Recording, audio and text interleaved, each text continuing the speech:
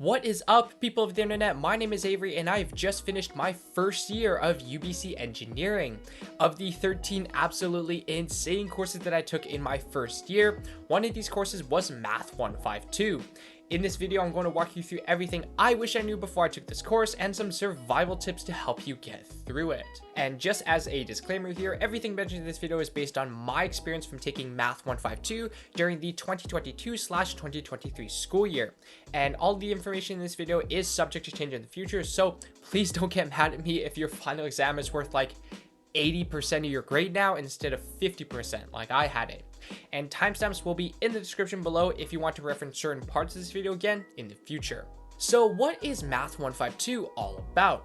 In this course, you'll get an introduction to linear algebra, which is the branch of mathematics that tends to deal with vectors, matrices, and linear equations. I will say that it's definitely a very conceptual way to think about math, especially if you've never seen it before.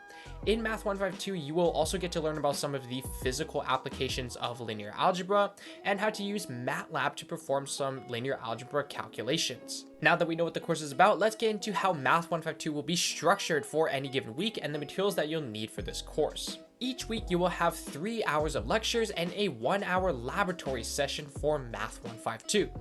During your lectures, you'll be learning the main course concepts through a mixture of theory, practice problems, discussions, and real-world applications. This may change in the future, but all the professors in my year for all the Math 152 sections hand wrote the lecture notes in real time during the lectures. Because of this and the fact that there's a lot of weird stuff that you're going to have to write out, I would highly recommend using a physical notebook or a digital tablet and stylus to take notes for this class. For your 1-hour laboratory session, these are held virtually through Zoom every 2 weeks before your MATLAB lab assignments are due, which we will talk about in just a second. During these lab sessions, a TA will guide you through some tutorial exercises in MATLAB to help you prepare to do your MATLAB lab assignments.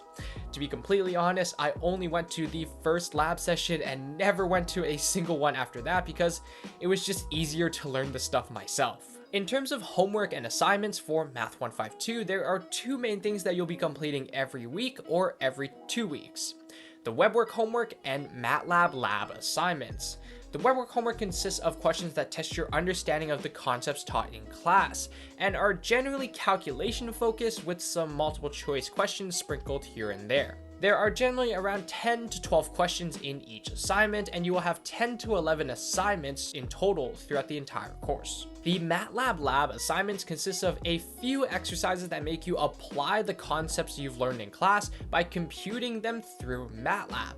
How these work is that you'll be given a series of questions that ask you to compute or determine something, and then you will save your answers to these questions as variables in a MATLAB file that will be submitted for grading. There are 6 MATLAB assignments in total, and they are due every 2 weeks. In terms of the required materials for this course, there's honestly not much that you specifically need. Pretty much all you will need is access to a computer with MATLAB on it to complete your MATLAB assignments. And yes, UBC students do get MATLAB software for free, and I'll leave a link in the description below to where you can download it. There's also an optional textbook that was specifically written for this course, and you will also be given access to it for free. I personally didn't use it, but some of my friends did, and they found that it explained the concepts somewhat better than the professors, so take that as you will. Alright, now let's get into what you're actually going to learn in Math 152. I will let you know that I'm going to be spitting out a bunch of random math terminology that may sound like gibberish to you, but just know that I had no idea that these concepts even existed before I took this course. You'll start first by learning about the fundamentals of linear algebra, covering concepts such as vectors, dot products and cross products, projections, and determinants. These will be the basis of your knowledge for the rest of the course, and thus it's very important that you understand them as soon as possible. Following that, you'll cover lines and planes in 2D and 3D, how to solve linear systems and equations, echelon form, and how to apply these concepts to applications like circuits. This will bring you to the first midterm exam. After the first midterm, you'll learn about matrix multiplication, linear transformations, alterations to matrices like rotations, projections, and reflections, how to inverse a matrix, and complex numbers. This will bring you to the second midterm exam.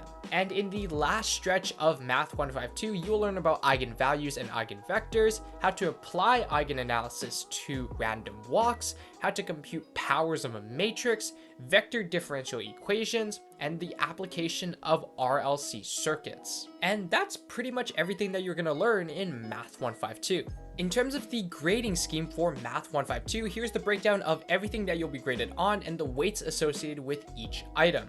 Honestly, it's quite straightforward. Your web work assignments are weighted at 10%, your MATLAB assignments are weighted at another 10%, your 2 midterms are weighted at 15% each, and your final exam is weighted at 50%. Your exams will have 2 types of questions on them. The first ones are A problems, which are generally shorter and require less work, and the next ones are B problems, which are generally longer and require a bit more work. Your midterms will have around 9 to 10 A problems and 2 to 3 B problems, and you will have 50 minutes to write them. Your final exam will have twice as many of these problems, but you will have 150 minutes to write them. Prior to the exams, the Math 152 instructional team will post some of the past Math 152 exams for you to study from.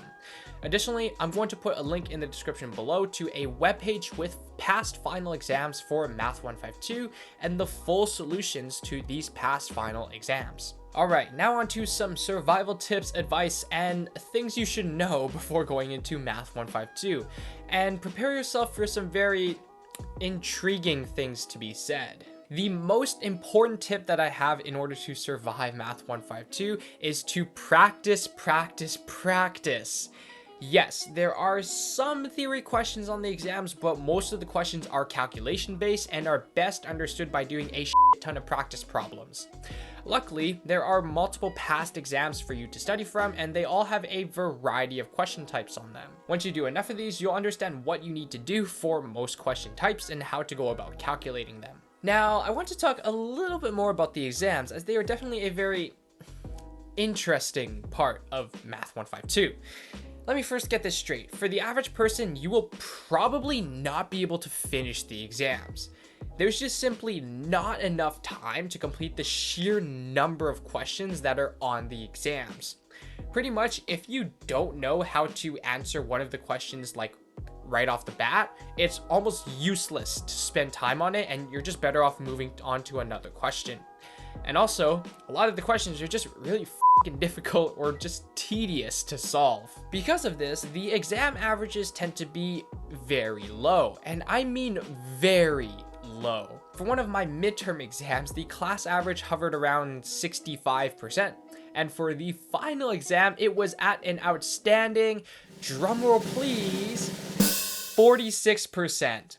I am not joking, the final exam average was 46% in my year, and I can definitely say that it was probably the most exam that existed in first year. And let me remind you that a course called Physics 158 exists. The math department even had to scale up our final exam grades to 56% after that. And from what I've heard from previous years, the exam averages tend to hover around this level as well. So I don't think this will be changing anytime in the near future. So all I gotta say to future first years is good luck, because you're definitely gonna need it for this course. And for those of you who are wondering, I scored a 76% in Math 152, and the class average for my section was 67%, which is tied with Chem 154 and Physics 158 as the lowest class averages of all my classes in first year. And I don't want to assume anything, but I think the final exam had just a little something to do with that. And that's about it for everything that you need to know before going into Math 152.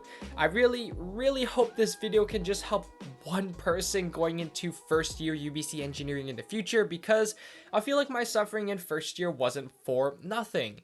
And as a thanks for sticking all the way to the end of the video, I'll let you know that my next video will be about Physics 159. As always, gently tap the like button, hit that subscribe button, and ring that notification bell to be notified whenever I release a new video. With that being said, I hope this video brought you value, and I'll catch you in the next one. Peace out.